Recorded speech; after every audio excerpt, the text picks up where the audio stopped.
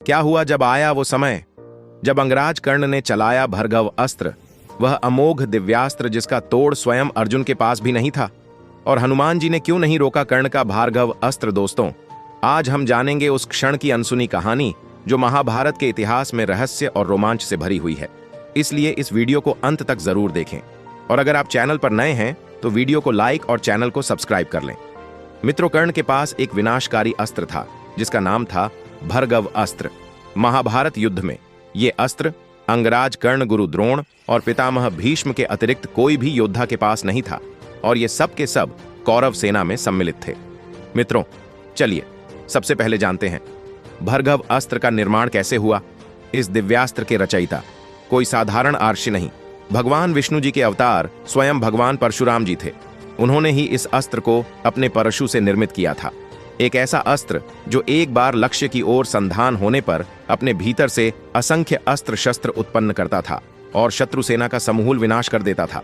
यह वही अस्त्र है जिसे भगवान परशुराम ने स्वयं कर्ण को प्रदान किया था जब वे प्रसन्न होकर उन्हें दीक्षा दे रहे थे। यह अस्त्र इतना शक्तिशाली था कि इसे अंगराज कर्ण, गुरु द्रोण और पितामह भीष्म के अलावा और कोई धारण नहीं कर सका। अब सवाल उठता है, जब कर्ण के पास इतना महाअस्त्र था तो उन्होंने उसका प्रयोग पहले क्यों नहीं किया। दोस्तों, वास्तविकता यह है कि सूर्यपुत्र कर्ण अपने युद्ध कौशल और बाहुबल पर विश्वास करते थे, न कि दिव्यास्त्रों पर। उनका मानना था कि एक सच्चे योद्धा की पहचान उसके शौर्य से होती है, न कि देवों द्वारा दिए गए वरदानों से। इसी कारण कर्ण केवल अत्यंत विकट परिस्थिति में ही भर्गव अस्त्र का संधान करते थे। एक दिन युद्ध भूमि में जब दुर्योधन ने कर्ण से युधिष्ठिर को बंदी बनाने का आदेश दिया, तब कर्ण ने पहली बार भर्गव अस्त्र का स्मरण किया। आकाश में बिजली सी कड़कने लगी, पांडव सेना में हाहाकार मच गया। भर्गव अस्त्र से निकलते असंख्य शस्त्रों ने सेना को चीरना शुरू कर दिया। युधिष्ठिर भी गंभीर रूप से घायल हो गए, परंतु कर्ण उन्हें मारना नहीं चाहते थे, इसलिए उन्होंने वह अस्त्र वापस बुला लिया। इसके बाद आता है वह ऐतिहासिक क्षण जब कर्ण ने भर्गव अस्त्र अर्जुन पर चलाया। कर्ण पूरी तरह क्रोधित थे। यह महाद्वंद्व था, उनका अंतिम संघर्ष। उन्हें रोकने के लिए स्वयं भगवान श्री कृष्ण अर्जुन के रथ को युद्ध भूमि से बाहर खींच ले जाते हैं। भर्गव अस्त्र ने अपना प्रकोप दिखाया, महेंद्रास्त्र भी उसके सामने निष्क्रिय हो गया। परंतु श्री कृष्ण जानते थे इस महाअस्त्र को कोई साधारण बल नहीं रोक सकता, इसलिए वे रथ को कुरुक्षेत्र की सीमाओं से बाहर ले जाते हैं।